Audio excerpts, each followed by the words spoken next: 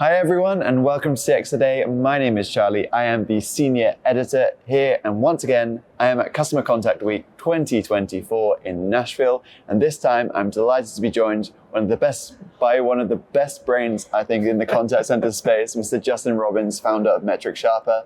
Justin, thanks very much for joining us. How are you doing today? Charlie, I'm great. I mean, Nashville is always a beautiful city, but really good to end a week of a bunch of customer experience events here and with you. I can't think of a better thing. Yeah, absolutely. And I think what I've been checking your socials this week. Obviously, you've been to, I think, the Frost event, you were at ICMI, and now you're at CCW. One of the things that caught my eye was I saw this picture of a huge elephant across your LinkedIn, and I was wondering what the significance of what that was. So could you maybe talk to me about the significance of that for contact centers? Yeah, I thought this was a really cool element that was part of the ICMI event. You walk into the keynote room and there sitting at the side of the stage was this giant inflatable elephant. And of course, everybody's wondering what's with the elephant in the room, haha, right? Yeah. What it really stood to represent is all of the things that customer experience teams or contact center leaders or frankly, any of us in our businesses, the things that we're aware of that are holding us back from delivering success, from overcoming some of the obstacles that get in the way, the things that we're aware of, and yet we neglect to do something meaningful about. And it really forced attendees to wrestle with this question over a period of a few days of, what's your elephant in the room? What's the thing that you know that if addressed, if worked through, if solved, would enable you to deliver better interactions with your customers, enable your employees to be more successful, and ultimately your business to get the outcomes you're hoping for? That's what it was all about. And of course, there's all these things that we can say, this is my elephant. That's really what it's about. There's something you know of that's holding you back. So what does it look like? What would it mean for you to address the elephant in the room? Yeah, absolutely. And you've obviously been in many contact centers over the past decades, I suppose. Which elephants have you seen in those rooms, if that makes examples? Could you share maybe some examples of this? Yeah, there's a couple that have come to mind for me. One is using the old way of doing things to manage and think and operate today. And Charlie, you and I have had many conversations about metrics over the years, and that is a classic example of we still measure these things without asking whether or not they're the right measures for us.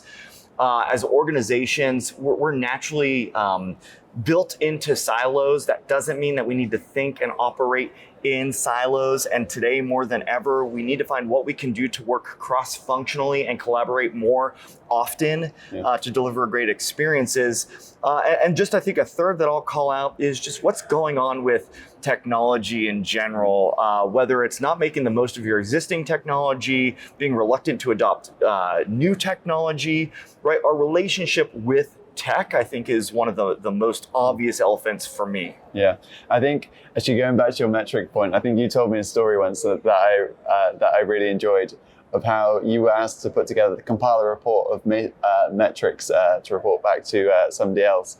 And you had a feeling that maybe they weren't looking at some of the metrics that they'd added to the report over the years. You just took a piece of paper out just every pulling time pages to see if people would notice. I remember that. So yeah, I thought that point really resonated with me. But it's also great to discuss, obviously we're at CCW, you're having many conversations with lots of contact center people.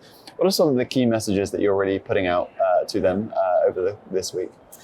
Charlie, the trend that I'm seeing through the 3 events I've been a part of this week, and candidly in every day beyond that, I think there's 3 big ones that these are not necessarily new things, but they are bubbling up in ways I haven't seen in the recent years, at least. The first is actually around knowledge management and what organizations are doing to properly curate, organize, act on, build out the information needed for people to effectively do their work or for customers to effectively self-serve. And one of the big drivers of this is what they're trying to do through automation and self-service is recognizing that knowledge has always been a problem, right? If you, a former contact center like me, maybe you still have that big giant binder and it's outdated, but it's better than nothing. State of knowledge, that I think is one of the things I'm hearing is a trend through conversations. The second would be wrestling with the the overall maturing and elevating of the role of humans in service delivery.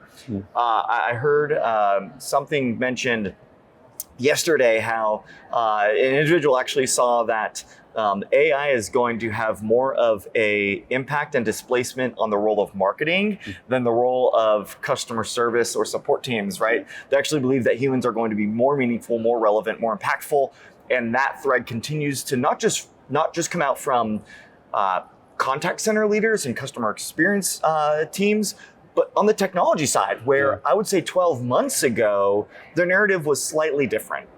So that to me, I think is another key trend on the role of people.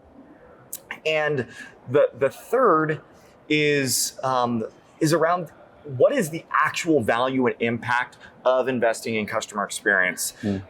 Now, 3 events in a row, I've heard someone at a very senior level in an organization say, we're just not seeing the ROI.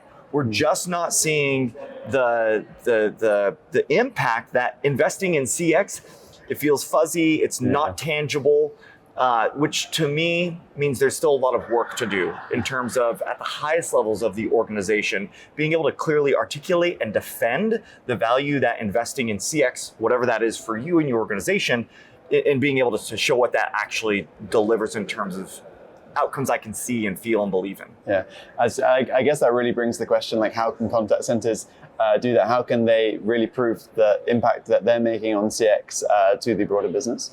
Yeah, Charlie, this is probably a very long conversation, but to me, there's just a couple things that come to mind right now. One is to be really clear on your purpose and connection to the organization's broader value drivers, right? If you sit inside of a contact center, you're probably thinking about, I've got all these issues with my agents and I just really need to get through volumes today, or I'm really trying to reduce churn today.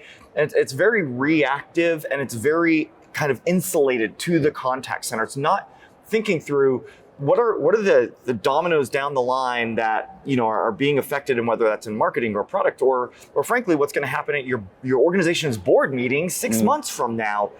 That type of connection, just not seeing for a lot of organizations, and so we have to understand how we fit into the bigger picture. The second for me is being able to the point of metrics, being able to really show what is the impact that this is having. Saying that you improved customer satisfaction, so what? That's actually an intangible if customer satisfaction moved up, but revenue didn't change, churn didn't change, right? These other things that are more conventional financial and operational pieces, that's where I'm seeing this play out, right? We're not making it relevant at the lowest common denominator across the organization. That to me is really what it's about. Can you be massively relevant to the CFO in the same way you can be to the head of legal, to the same way you can be to someone who's in the field? If you can show how your role in the contact center and serving the experience has massive relevance to all of those people, which it does, you're going to get more equity in the organization and greater trust and belief that you can help move the organization forward. Yeah, absolutely. Justin, it's really great hearing from you and all of these lessons.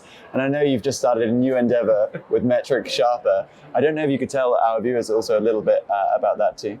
Yeah, Charlie, in the simplest terms, so we're a research and advisory firm, and what we really do is help organizations understand, design, and to the point of defend the value of their customer interactions, and that happens all sorts of places. So, of course, we spend a lot of time doing research, working with solution providers and CX leaders.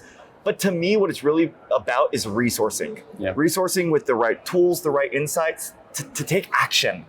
That's so many of us, we know in our head what maybe should change, what maybe could be different, but something's holding us back from taking action. That to me is where the focus is. How do we help people feel confident and capable in taking action to drive improvement?